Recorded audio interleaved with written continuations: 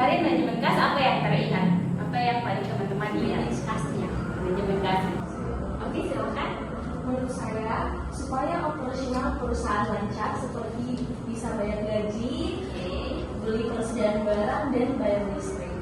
Ya, betul sekali ya. Jadi kenapa kasnya kita harus kita manage supaya kita tidak kekurangan dana. Jadi kas itu adalah dana yang paling liquid yang kita bisa gunakan untuk operasional perusahaan kita. Nah, sama halnya dengan manajemen piutang. Berarti piutang kita ini kenapa kita harus manage supaya ada kasnya, kan kalau piutang itu adalah kewajiban si pelanggan terhadap si perusahaan kan. Nah, kalau misalnya piutangnya lancar berarti kasnya juga lancar. Kayak gitu. Itulah kenapa teman-teman setelah mempelajari manajemen piutang ini, teman-teman diharapkan mampu menganalisis kinerja perusahaan dalam pengelolaan piutangnya. Di mana metode pembelajaran kita hari ini akan ada ceramah seperti yang sedang Ibu lakukan, kemudian discovery learning, yaitu teman-teman setelah ini diminta untuk mengeksplor mengeksplor materi yang lain-lain terkait dengan pengelolaan piutang. Kemudian ada latihan soal setelah ini, gitu ya. Nah, kemudian yang pertama adalah terkait dengan piutang. Piutang, kapan timbulnya piutang? Berarti terkait dengan adanya penjualan kredit. Jadi kalau penjualan tunai kan langsung ada uangnya tuh, ada cashnya. Tapi kalau piutang berarti itu karena terjadi penjualan kredit. Nah, adalah pos piutang. Nah, pos piutang ini sebenarnya kita sama dengan lagi menginvestasi. Karena kan uangnya kita tidak langsung datang kan. Nah, itu sebenarnya kita investasi lagi. Di sini ada trade off profitabilitas dan ada pasti resikonya. Dengan cara membandingkan keuntungan yang diperoleh dari tingkat investasi tertentu dengan biaya yang dikeluarkan. Jadi kalau kita piutang itu piutangnya banyak, berarti ada investasinya kita di pelanggan-pelanggannya kita. Nah, itu ada risikonya seperti tidak tertagihnya piutang kita.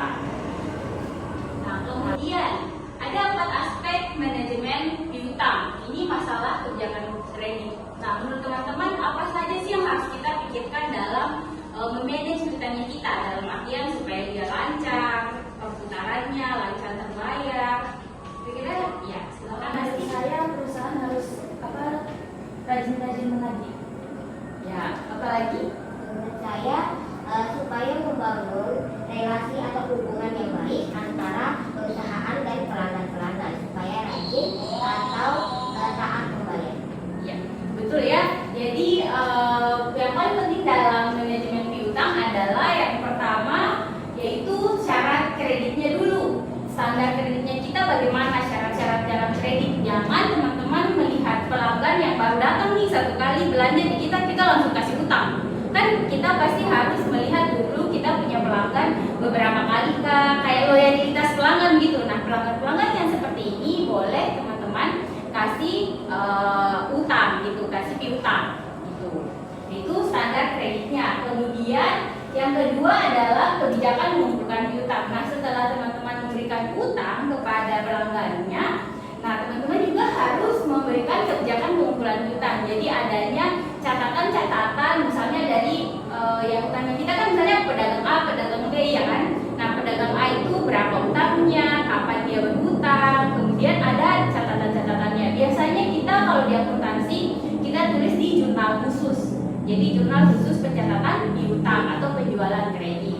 Nah, kemudian yang ketiga adalah penetapan jangka waktu kredit. Jadi masing-masing pelanggan kita sudah harus kasih tahu bahwa kapan sih mereka jatuh tempo utangnya, kemudian pas jatuh tempo itu berapa nominal yang harus mereka bayar. Kan biasanya kita juga kasih keringanan kan, misalnya bayar 2 kali, bayar 3 kali. Nah, pada saat di penetapan jangka waktu itu sama di pengumpulan piutang kita sudah harus komunikasikan dengan pelanggannya kita. Ini juga berguna untuk membina hubungan baik antara pelanggan dan si penjualnya. Kemudian yang terakhir ini nih, kalau misalnya untuk membooster supaya pelanggannya kita dia membayarnya lebih cepat, biasanya kita boleh dipakai potongan tunai. Nah, biasanya kita pakai 2/10 2/30. Nah, artinya berarti kalau pelanggannya kita bisa membayar dalam 10 hari setelah dia berhutang, dia bisa dapat diskon sebesar 2%. Seperti itu ya. Ini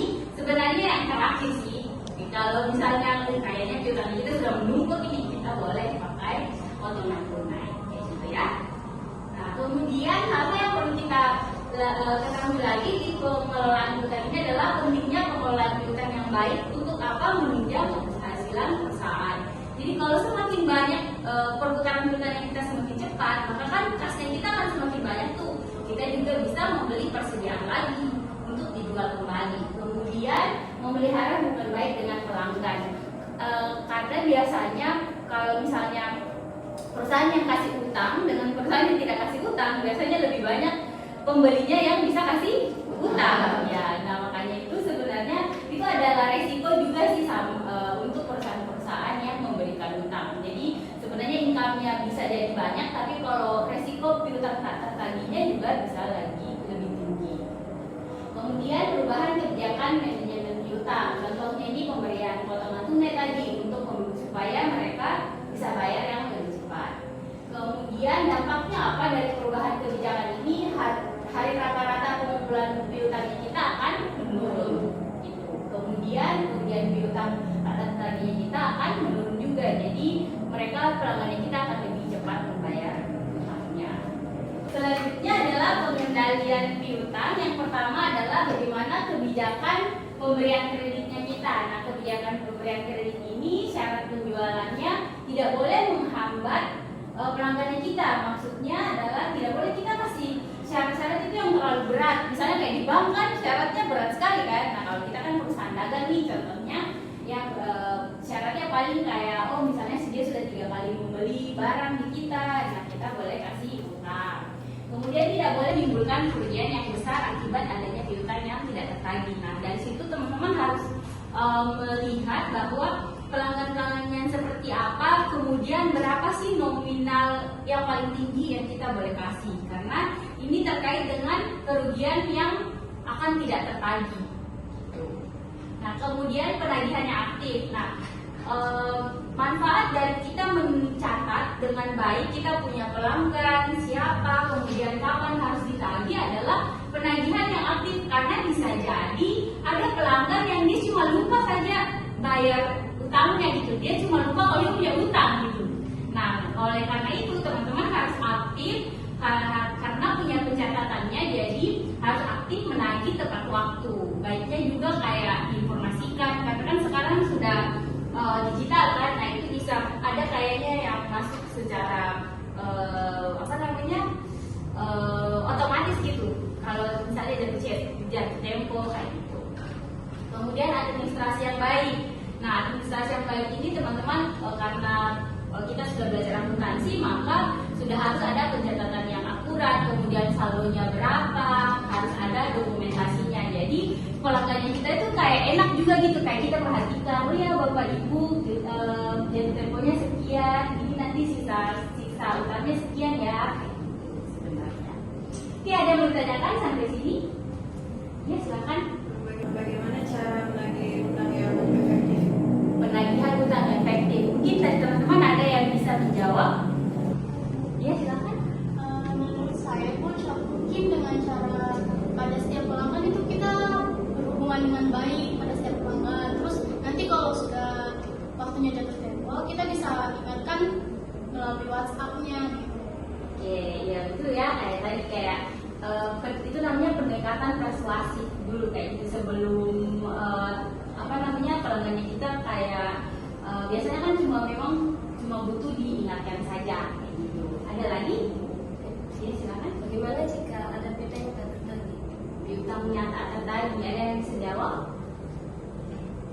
Oke, jadi bagaimana sih kalau misalnya ada piutang yang tidak tertagih? Sebenarnya yang pertama adalah kita cek dulu kembali evaluasi internalisasi kita, apakah pencatatannya ada. Kemudian biasanya tuh ada misalnya anggaplah yang piutang tak tertagih ini besar jumlahnya, berarti kan harusnya ada dari awal perjanjiannya kita ada tidak kayak gitu syarat-syaratnya.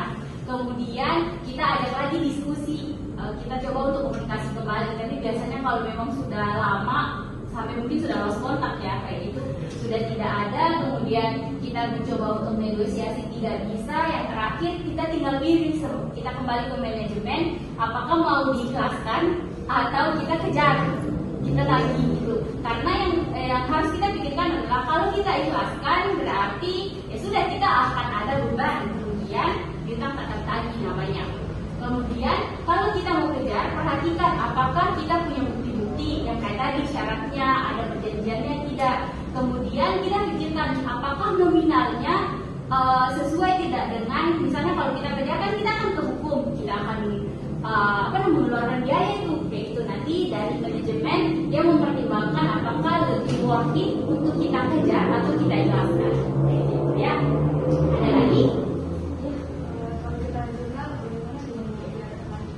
Kalau kita jurnal secara akuntansi, sebenarnya kalau di jurnal langsung, di metode langsung, ada namanya kita bisa langsung di debit dengan debitnya itu beban, kerugian, piutang tak tertagih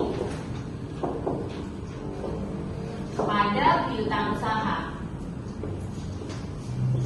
Nah, jadinya di beban kerugian piutang tak tertagih ini masuk ke beban operasionalnya kita. Jadi dia akan mengurangi piutang usahanya kita kan. Jadi piutang usaha yang tadinya misalnya 100 juta. Nah, di sini misalnya piutang usahanya 50 juta. Nanti piutang usahanya kita itu akan berkurang 50 juta. Tapi dia masuk ke beban operasional karena dia tidak tertagih. Itu ya. Paham? Oke. Nah, setelah itu kita akan masuk ke contoh bagaimana terkait dengan kebijakan. Tadi kan kita berbicara bahwa kebijakan kredit itu ada yang namanya potongan. Nah, pada saat kita mau memberikan potongan ke pelanggan, teman-teman harus berpikir kembali apakah potongan yang kita berikan itu worth it atau tidak. Dalam artian, apakah potongan yang kita berikan menguntungkan perusahaan atau merugikan perusahaan. Kalau menguntungkan, oke, kita lanjutkan potongan itu, tapi kalau merugikan bisa kita. Nah, contohnya seperti ini. Suatu perusahaan mempunyai periode pengumpulan piutang selama ini rata-rata 60 hari. Jadi 60 hari baru dia kita menagih kayak gitu.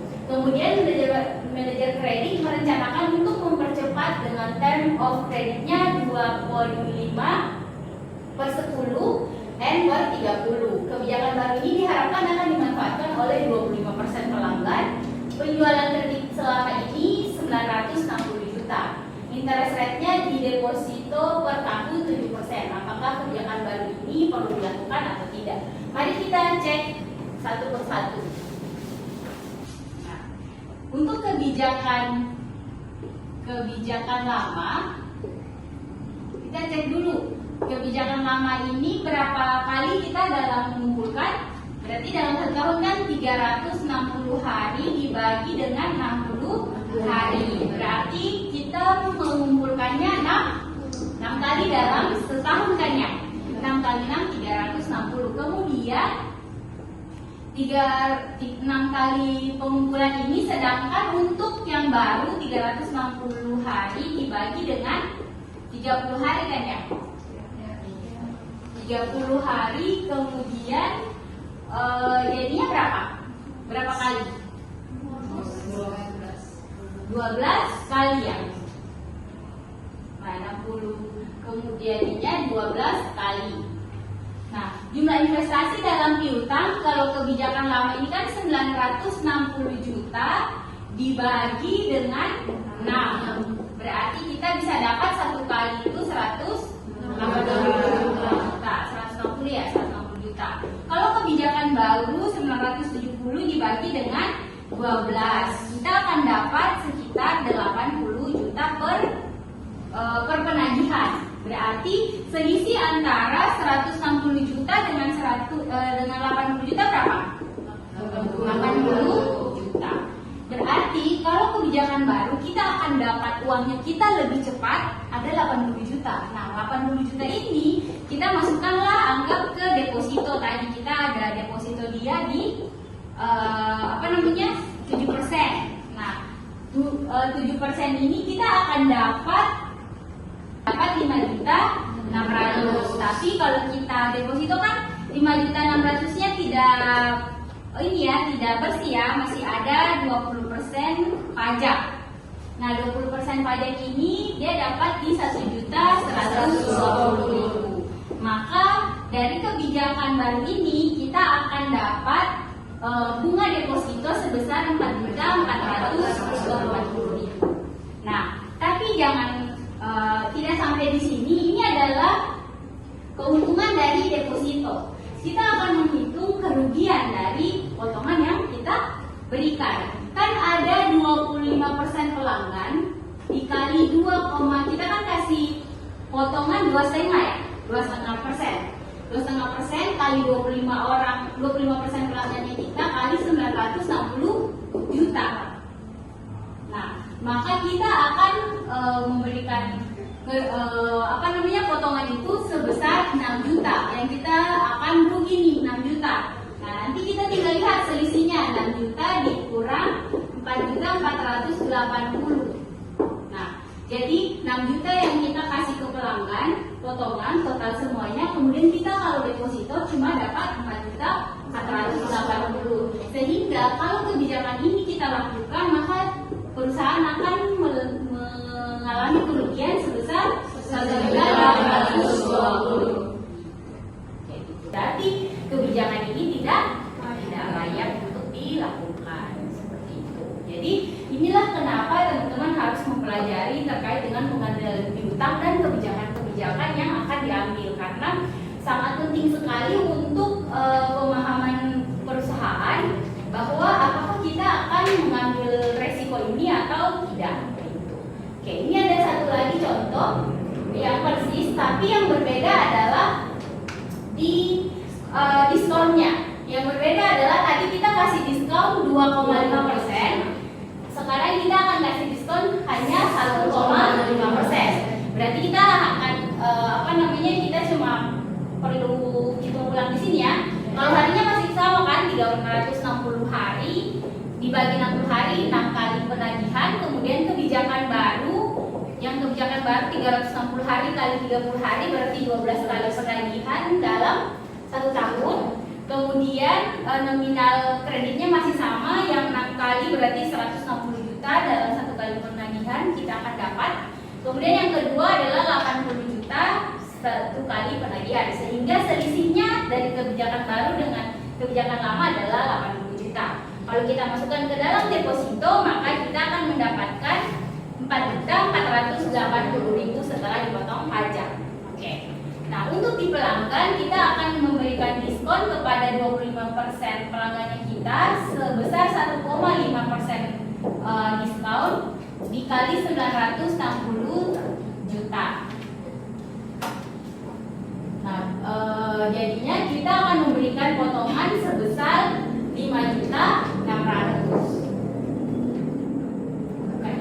Itu deposito ya. Jadi potongan yang kita berikan ke pelanggan sebesar 3.600.000. Kalau kita cuma kasih potongan 1,5%, 3.600.000. Sementara deposito yang kita dapat adalah 4.480.000 dikurang dengan potongan kita 3.600.000, maka kita perusahaan masih mendapatkan keuntungan sebesar 1.480.000. Nah, sehingga kebijakan yang kedua ini kita boleh gunakan, atau kita boleh lakukan. Jadi uangnya kita juga cepat kembali, kemudian dananya kita yang kita taruh di deposito juga masih memberikan keuntungan, selisih keuntungan untuk perusahaan. Gitu ya. Oke, itu untuk hari ini terkait dengan pengendalian piutang. Jadi untuk manajemen piutang ibu simpulkan kembali yang teman-teman harus ingat adalah terkait dengan kebijakan pemberian kredit. Dimana yang pertama adalah syarat kreditnya seperti apa, harus mudah, tapi jangan sampai juga membebani si perusahaan. Kemudian jangan lihat-lihat juga pelanggannya, atau jangan pelanggan yang baru-baru saja, harus pelanggan yang loyal kayak gitu, baru boleh dikasih utang. Kemudian terkait dengan pencatatan utangnya kita, supaya pelanggannya kita itu ada catatannya, harus dikendalikan. Kemudian penagihan aktif, yang terakhir baru kita kasih potongan gitu. Kemudian terkait potongan, kalau misalnya teman-teman kan nanti calon-calon manajer keuangan, amin. Nah, terkait dengan itu sebagai manajer keuangan, teman-teman harus lihat kalau kita mau kasih potongan, kita analisis dulu apakah kebijakan ini memberi keuntungan atau malah merugikan perusahaan. Kalau untung ya bisa dilaksanakan kebijakan itu, gitu ya. Oke. Oke, yang terakhir teman-teman silahkan ada latihan soalnya, boleh dikerjakan di kelas, boleh juga dibawa pulang ke rumah. Nanti minggu depan kita akan bahas ya. Oke, ada yang mau ditanyakan lagi? Oh ya, untuk yang pertemuan minggu depan kita akan membahas terkait dengan manajemen persediaan, mana teman-teman bisa mengakses bukunya di perpustakaan, bukunya Wiratna Sujarweni Manajemen Keuangan. Teman-teman bisa membaca kembali dulu supaya ada pengetahuannya dulu sebelum kita masuk pertemuan minggu depan. Oke, ada yang lagi yang mau ditanyakan? Jika sudah tidak ada yang ditanyakan, maka kita akan bertemu lagi di jam yang sama minggu depan. Terima kasih banyak, selamat malam.